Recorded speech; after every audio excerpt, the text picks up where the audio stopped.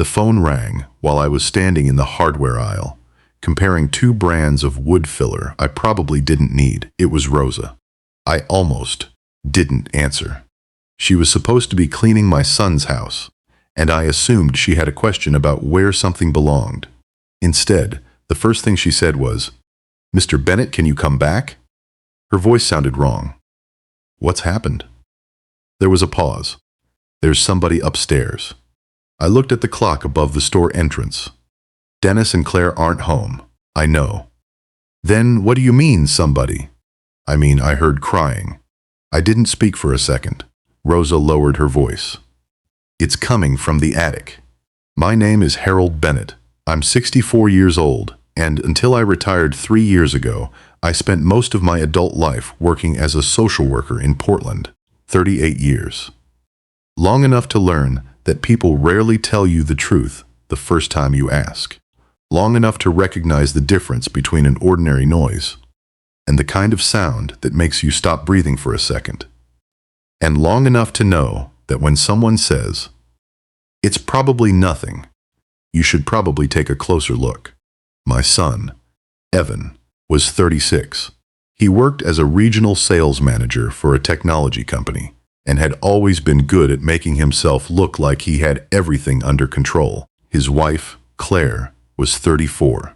She worked online as a lifestyle creator and had built a modest following around home decor, travel, and cooking.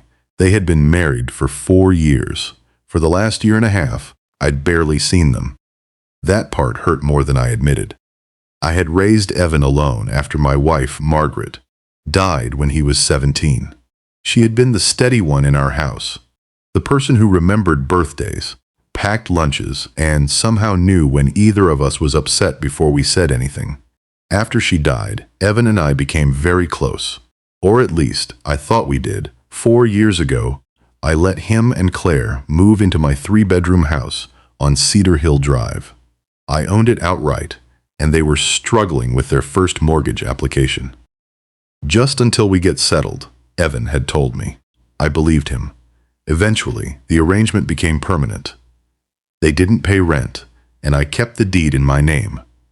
I told myself I was helping my son get ahead. Then the phone calls became less frequent. Christmas cards replaced visits. A birthday text replaced dinner. Still, when Evan called on the 3rd of June, asking if I could arrange a deep cleaning while he and Claire were away in Hawaii for 10 days, I said yes. That was how I ended up meeting Rosa at the house that morning. Now, standing in the hardware store, I was already walking toward the exit. "Where are you?" I asked. "On the porch. Lock the door behind you." "Mr. Bennett." "What?" She swallowed. "I don't think whoever is up there knows we're here." I stopped walking. "Rosa, stay outside. I'm coming."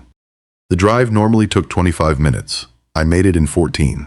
When I pulled up, Rosa was standing beside her car, with her arms folded tightly across her chest. She pointed toward the house. I heard it again. A faint sound came from above us. A child crying.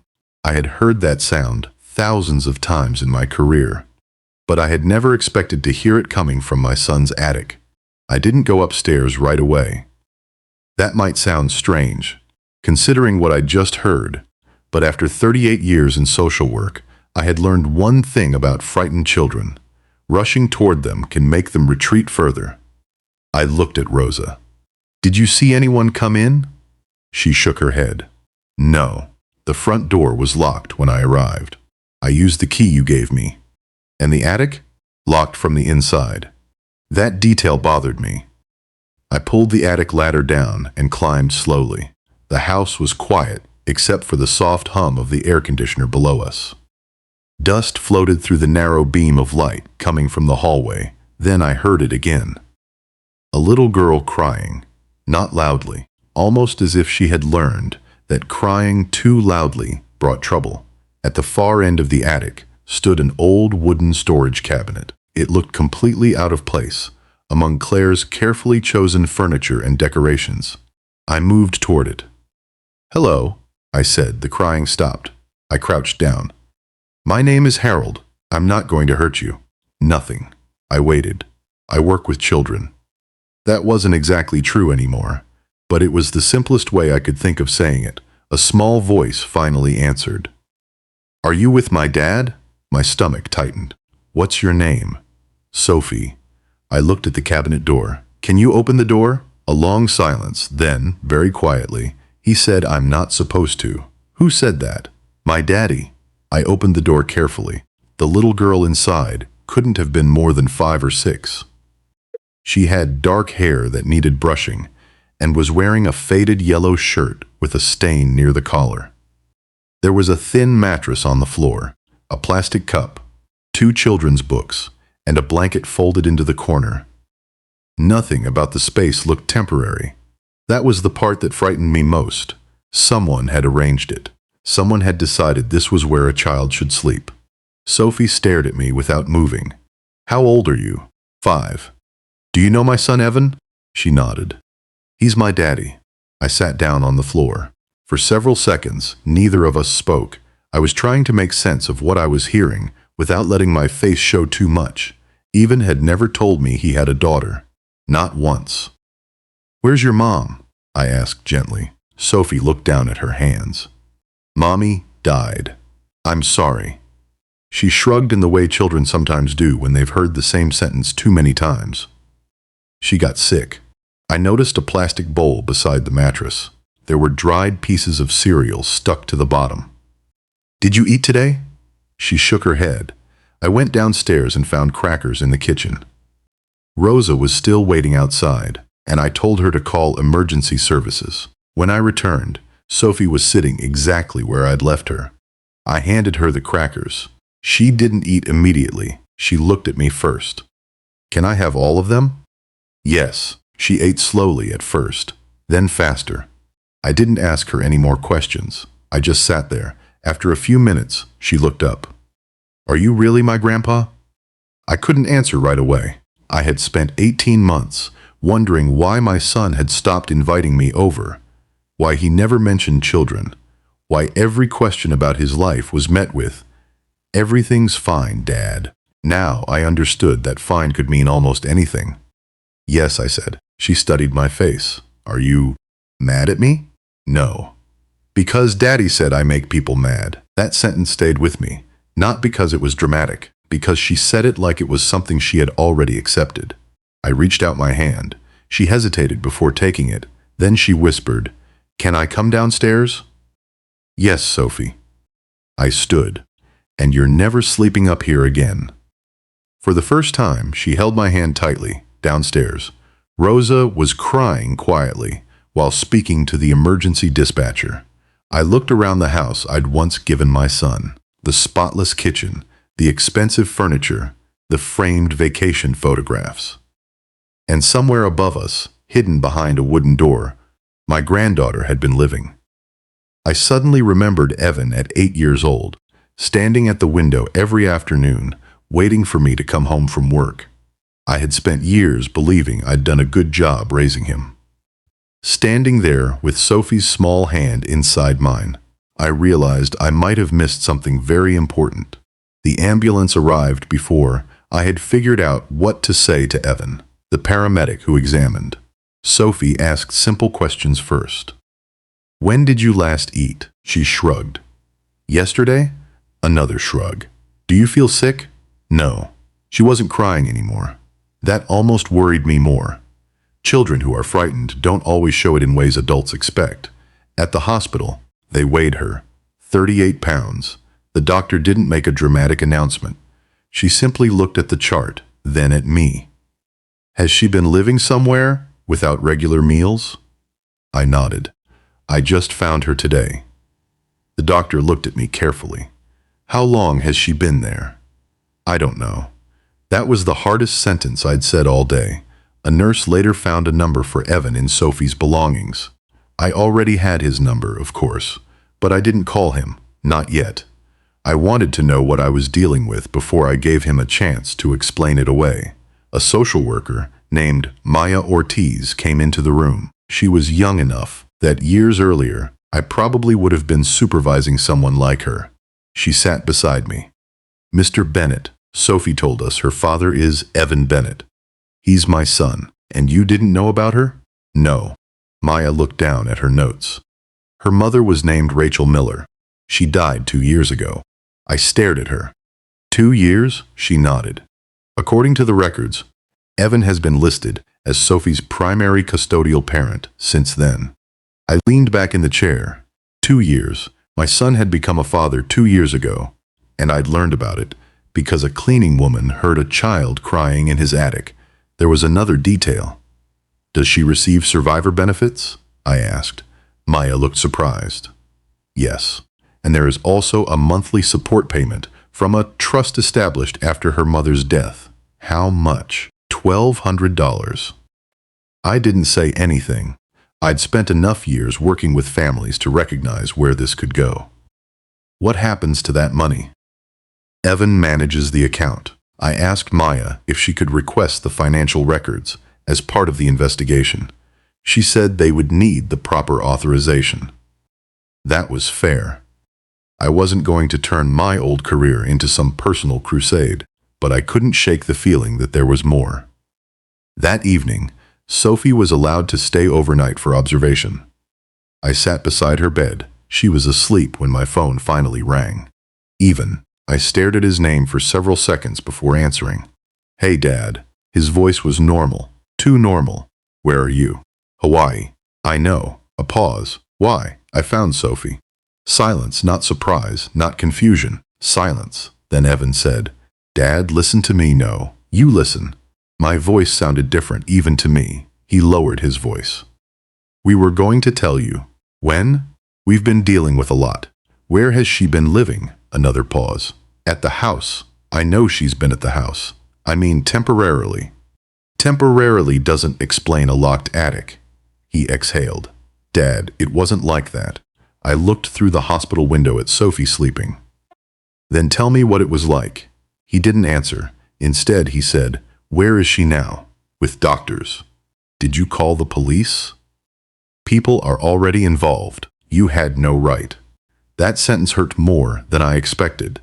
Not because I believed him, because he was more concerned about what I'd done than what had happened to his daughter. Yvonne, I said quietly, you have a little girl who was sleeping on a mattress in a storage space. She's safe. She wasn't. He hung up. I sat there for a long time afterward. Part of me wanted to believe there was an explanation. Maybe Evan had panicked after Rachel died. Maybe Claire didn't know how to handle a child who wasn't hers. Maybe they thought they were doing something temporary and had lost control of the situation. I wanted there to be a version of this where my son wasn't the person I was beginning to fear he was. The next morning, Maya brought me the first documents. One page showed the monthly deposits into Sophie's account. Another showed the withdrawals. They were almost immediate. Gas stations, restaurants, online purchases, a payment toward a luxury SUV, and one transaction stood out, a resort in Maui. I stared at the date. It was the same week Sophie had apparently been living upstairs. I closed my eyes. I'd spent my career telling people not to confuse explanations with excuses. Now, I had to remind myself of that advice, because this time, the person making excuses was my son. I didn't confront Evan again that morning. I wanted to. I even opened his contact twice, typed 3 different messages, and deleted all of them. In my experience, angry texts rarely help children, and despite everything I'd learned, Evan was still my child. That was the part I hated admitting. I could sit across from another parent and tell them exactly what they needed to do. I could write reports, make referrals, arrange temporary placements. But when it was my own son, every decision came with 36 years of memories attached to it. Even learning to ride a bicycle. Evan falling asleep against my shoulder during baseball games. Even asking me, at 16, if I thought he was becoming like his mother. Those memories didn't disappear because he'd done something terrible. They just became harder to carry. That afternoon, Maya asked whether I was willing to take temporary custody of Sophie. I said yes before she finished the question. The paperwork took hours. There were background checks, interviews, questions about my apartment, my finances, my health, and whether I had anyone who could help if I became overwhelmed. I appreciated that they asked. I didn't want anyone handing me a child simply because I was her grandfather. When I finally returned to the hospital room, Sophie was coloring at the little table. She looked up. "Am I going with you?" "If the social worker says it's okay." "Where?" "My apartment. Is it small?" I smiled very. She considered that. "Is there an attic?" "No." That made her smile. It was the first smile I'd seen from her. That evening, I brought her home with a small hospital bag containing almost everything she owned. I had expected her to run around or ask 100 questions. Instead, she stood in the doorway and looked at my apartment like she was waiting for permission to enter. "You can go in," I said. She took 2 steps. Then she noticed the framed photograph on my bookshelf. It was Margaret holding Evan when he was about 6 months old. "That's my daddy?" "Yes, he was little." "He was." She stared at the picture for a while. "Was he nice?" The question caught me completely off guard. "He could be." She looked at me. "What's that mean?" I sat beside her. "It means people can be good at some things and make very bad choices at other times." She seemed satisfied with that answer. Later, while I made scrambled eggs, she sat at the kitchen table drawing butterflies. "Grandpa?" "Yeah?" "Claire doesn't like when I draw on things." "Then we'll use paper." She nodded. After dinner, I noticed she kept checking the hallway. "Are you looking for something?" "The door." "What door?" "The one that goes upstairs." I realized she was expecting an attic. I told her there wasn't one. She still checked twice before going to bed. The next morning, Charlotte Webb, the family attorney I'd contacted, came to my apartment. She was direct without being cold. "Harold, you need to stop thinking about this as a disagreement with your son." "I know." "No, I don't think you do." She put a folder on my table. "This is about whether Sophie is safe." I nodded. She continued. "Don't contact Evan privately. Don't argue with Claire. Don't threaten them. Let the investigators handle the financial records." I wasn't planning to. She gave me a look. "You're a retired social worker. You know better." "I know. But you're also his father." That landed harder than I expected. She recommended temporary guardianship and advised me to document everything without turning Sophie into an interrogation. "She's 5, Charlotte said. Let her be 5. That afternoon, I bought her pajamas, shoes, a toothbrush, and a small nightlight. Nothing expensive. Just things a child should have without having to ask. At around 8, my phone buzzed. Even. This time, it was a text. "Dad, we're coming home tomorrow. We need to talk."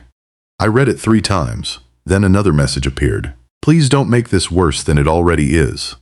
I looked across the room at Sophie. She was sitting on the floor, carefully arranging her new crayons by color. For the first time since finding her, I understood that whatever happened next wasn't going to be about punishing Evan. It was about deciding what kind of grandfather I was willing to be. And I knew one thing. I wasn't handing Sophie back simply because my son was asking for her. Evan came to my apartment the following afternoon. Claire was with him. I knew they had arrived before they knocked because I saw Evan's car through the window. Sophie was in the bedroom with a children's book, and the door open. Charlotte had told me not to hide anything from her, but she also reminded me that she didn't need to hear adult arguments. I opened the door. Evan looked exhausted. For a second, I saw the boy who used to fall asleep in the passenger seat while I drove him home from school. Then he looked past me. "Where is she?" "She's safe. Can I see her?" I didn't answer immediately. Claire stepped forward. "Harold, please." Her voice wasn't angry. She looked frightened. That almost made me soften. Then I remembered the attic. "Why didn't you tell me about her?" Evan looked at the floor. "We were going to." That's not an answer. He rubbed both hands over his face. After Rachel died, everything fell apart. Sophie was 5 months old. I couldn't manage work and parenting. Claire tried, but she wasn't ready for it. Claire whispered, "I told you I couldn't do this alone." I know. You kept saying we'd figure it out. I know. I looked between them. For the first time, I understood that there had been a story behind the silence. It didn't excuse the attic, but it explained how they'd arrived at a place neither of them wanted to admit they'd reached. Even continued. We hired a woman for a while, then she quit. Sophie started getting attached to people, and we couldn't keep changing caregivers. So you put her upstairs? No. His answer came too quickly. Claire looked at him, even sighed. At first, it was just during the day. I felt my jaw tighten. And then it became easier. Nobody spoke. There it was. Not a grand plan. Not some movie villain decision. Something worse in a different way. A series of choices that became normal because nobody stopped them. Claire sat down. I hated it, she said quietly. Every time I went upstairs, I felt sick. Then why didn't you stop it? She looked at me. Because I kept telling myself Evan was going to fix it. Evan's eyes closed. I was drowning. I believed him. That was the painful part. I believe you were drowning, I said. But Sophie was drowning too. He started crying. Not loudly. He turned his face away and wiped his eyes. I know. I wanted to hug him. I really did. For a moment, I almost did. Then I heard Sophie moving in the bedroom. She appeared in the hallway holding her book. Even stood immediately. Sophie. She stopped. Her expression changed.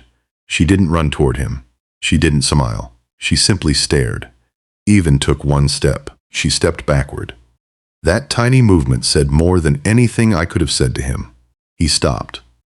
I'm sorry, he whispered. Sophie looked at me, then at him. Are you taking me upstairs? Evan's face crumpled. No promise? He nodded. I promise. She didn't move. Claire started crying quietly. I put my hand on Sophie's shoulder. Even looked at me. Can I have some time with her? I shook my head. Not alone. His face hardened. She's my daughter. She was your daughter when she was sleeping in that room too. He looked away. I know. That was the first time I heard him say it without defending himself. Charlotte arrived 20 minutes later. She spoke privately with Evan and Claire, explaining the temporary custody order and the conditions for any future contact. There would be supervised visits, counseling, a full assessment, financial records would be reviewed. Nothing would happen quickly. And for once, I was glad, because I didn't want revenge. I wanted Sophie to have enough time to decide whether she could trust her father again. Before Evan left, he stood at the door. Dad, I looked at him. I really did love her. I know. He nodded, tears in his eyes. I just kept making the next bad decision. I didn't tell him that I understood, because understanding him didn't mean excusing him. He left. Sophie watched his car disappear through the window. Then she turned toward me. Is he coming back? Someday, probably? She thought about that. Do I have to hug him? No. She nodded. That evening, she asked me if we could make pancakes for dinner. So we did. I burned the first batch. She laughed. And for the first time since I'd found her, the apartment sounded like a child's home. The first few weeks were harder than I expected. People like to imagine that once a child is removed from a bad situation, everything gets better immediately. It doesn't. Sophie woke up several times during the night. Sometimes she cried. Sometimes she just stood in the hallway, holding her blanket, as if she needed to make sure I was still there. I stopped asking why. I'd simply turn on the light and say, I'm here. Eventually, she stopped checking. Her supervised visits with Evan began after a few weeks. The first one lasted 20 minutes. Sophie sat at the other end of the room while Evan tried to talk about school, cartoons, and the weather. He looked awkward. She looked cautious. There were no dramatic apologies. No sudden hug. Just two people trying to figure out how to sit in the same room again. The second visit went a little better. By the fourth, Sophie showed him a drawing. It was a house with 3 windows and a very large sun. Even smiled. That's beautiful. She looked at him. It's our house. He swallowed. Yeah. She didn't mention the attic. Neither did he. That was probably a good thing.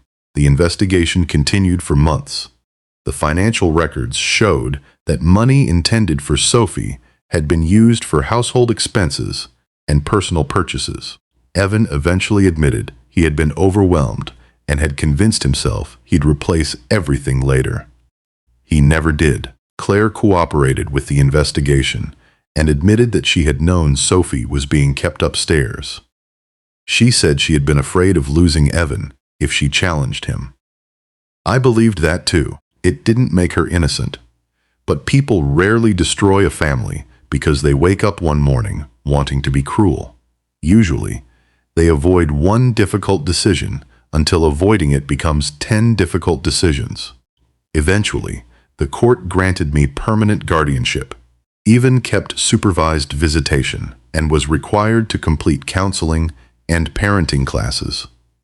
I didn't ask the court to take his daughter away forever. I didn't know if that was what Sophie would want someday. I just wanted her to have a choice when she was old enough to understand what had happened. A year after I found her, Sophie was sitting at my kitchen table doing homework. She had lost 2 front teeth. Her hair was tied back with a pink ribbon, and there were pencil marks all over the worksheet in front of her. She looked up. "Grandpa? Yeah? Do you remember when Rosa found me?" "You were scared." I smiled. "I was. Me too." She went back to her homework. A minute later, she said, "I'm not scared now." I didn't answer immediately. I reached over and straightened the pencil beside her paper. "Good." She smiled. On the refrigerator was a photograph we'd taken at the park a few weeks earlier. Sophie was holding an ice cream cone. I was squinting at the camera because I'd forgotten my glasses. It wasn't a perfect picture. It was better than the photographs hanging in Evan's house. Those pictures had shown a family that looked happy. This one showed us actually being happy. Evan still had a long road ahead of him. Some days he handled it well. Other days he became angry or defensive, and we didn't speak for a week. I stopped trying to force reconciliation. That was something I had to learn myself. Being someone's father doesn't mean you have to protect them from the consequences of every choice they make. And being someone's grandfather doesn't mean you have to choose sides. Sometimes it means standing beside the child who has no power. One evening, Sophie and I were cleaning up after dinner when she pointed toward the hallway. "Grandpa?" "Yeah?" "Your house is kind of small." I laughed. "It is." She looked around. "I like it." "Why?" She shrugged. "It's quiet." I understood exactly what she meant. Before bed, she placed her nightlight on the dresser, climbed under the blanket, and asked me to leave the door open. I did. Then I turned off the hallway light. As I walked away, I heard her say, "Good night, Grandpa." "Good night, Sophie."